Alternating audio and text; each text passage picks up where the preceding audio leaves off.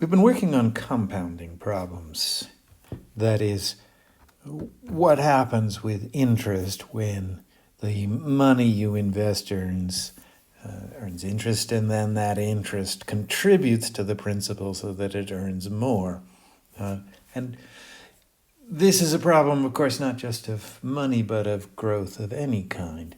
And it points to the trickier problem, which in the end turns out to be simpler, but to face it seems trickier.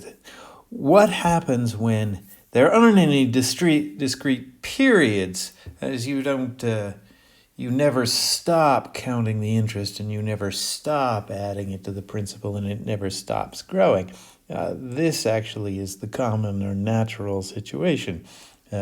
Fires burn, and because they burn, they're hot, and because they're hot, they burn more and burn faster. And natural things grow in this way. The fire doesn't stop to say, how much did I grow this week, and then calculate how much that was, and put that interest into its calculation for the next period. It just keeps on going and going. And the populations grow this way. Diseases, unfortunately, such as the one we're dealing with now, grow in this fashion. This is a more ordinary problem, although it's conceptually more difficult. So we have to prepare ourselves for handling this, and if that seems daunting, there's one reward on the other end, that the arithmetic is in fact simpler when we get to the end. But we need to understand, because you can't really handle math unless you can think in a normal way about it, unless you can use your normal brain, as we say in this class. So for all this, we have to understand a special number that is designated by the lowercase letter e. A man named Euler from Germany, whose name began with the letter E, was famous for working with this and developing ways to handle it. And so he has the honor of having his initial attached to the quantity. And E is one of a small class of numbers that have special symbols, like pi. Pi you'll be familiar with from circle problems, or I, the square root of -1. These are things that you've run into before. E is closer to pi. It's a constant number, but not one that can be written down. It can just be approximated. And E, for anyone who cares about these things, is one of the more beautiful numbers. If any of you are susceptible to the poetry of mathematics, E is a small and dull-looking door that opens up onto an infinite world.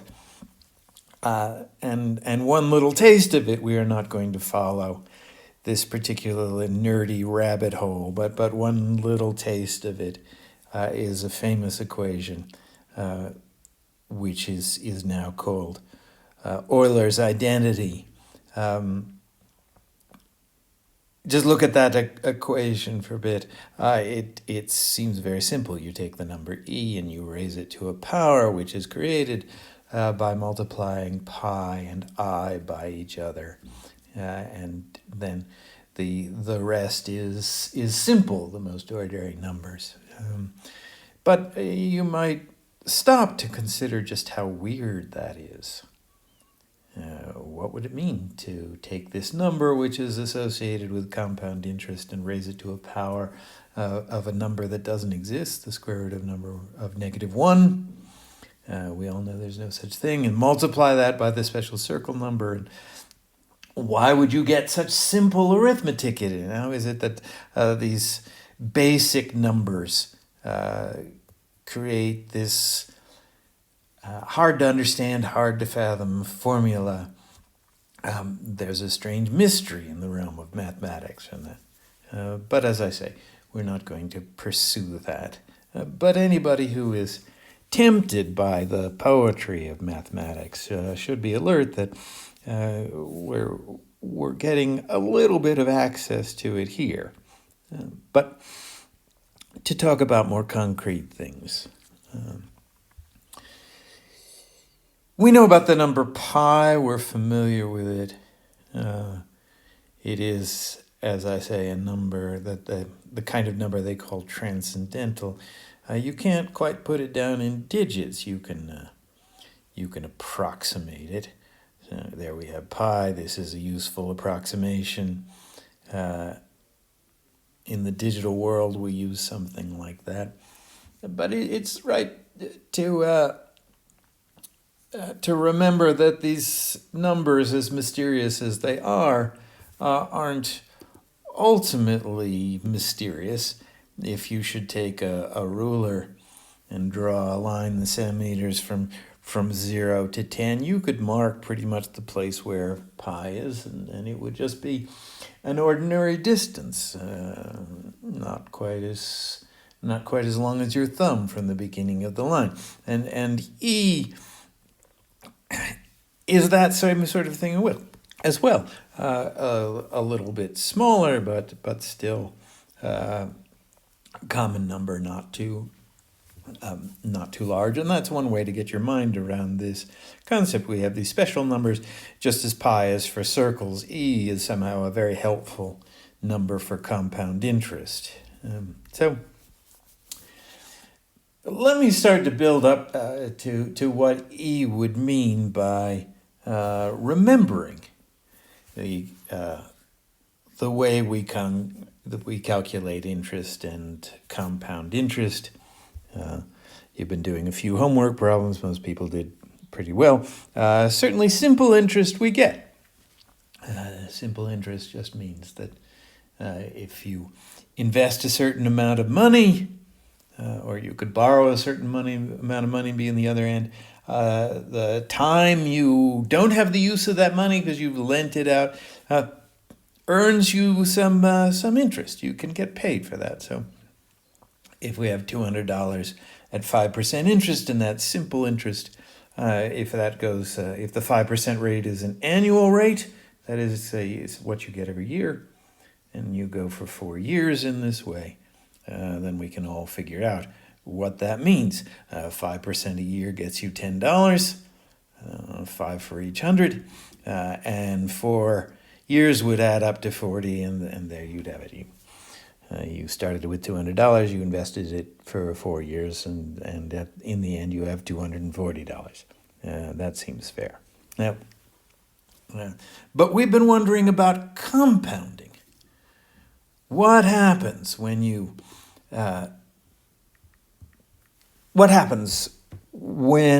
stop every once in a while to calculate the interest and add that to the principal? Right? I suppose you've lent your $200 for a year, and after a year is up, you go to whoever borrowed the money because you need your $200 and the extra $10, and the person says, well, that's fine, but I could still use the money.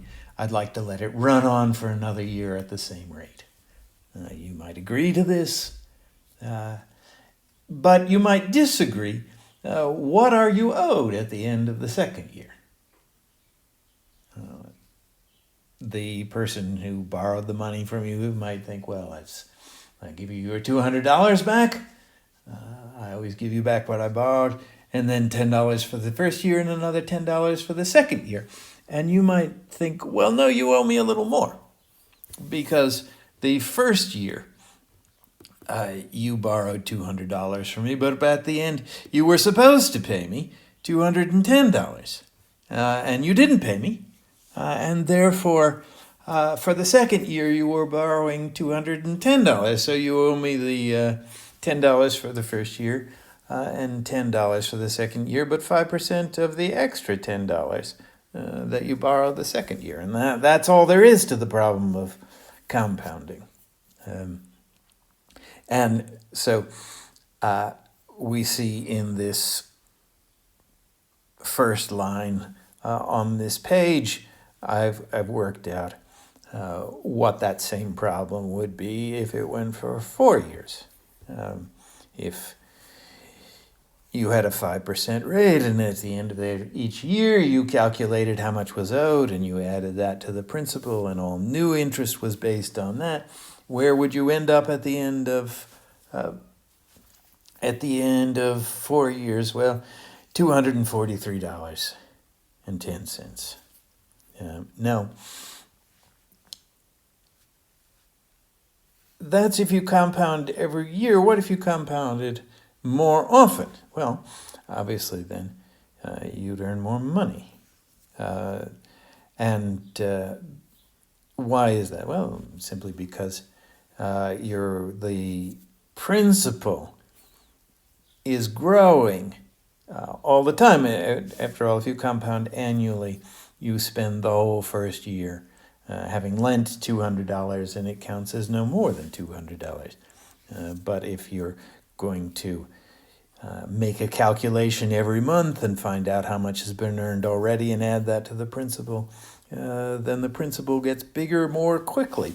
Not very much more quickly, but still more quickly. And so you end up earning more money. So if you compound monthly, then you get the same amount you made before with annually, but a little bit extra, so that the total now is even a little higher.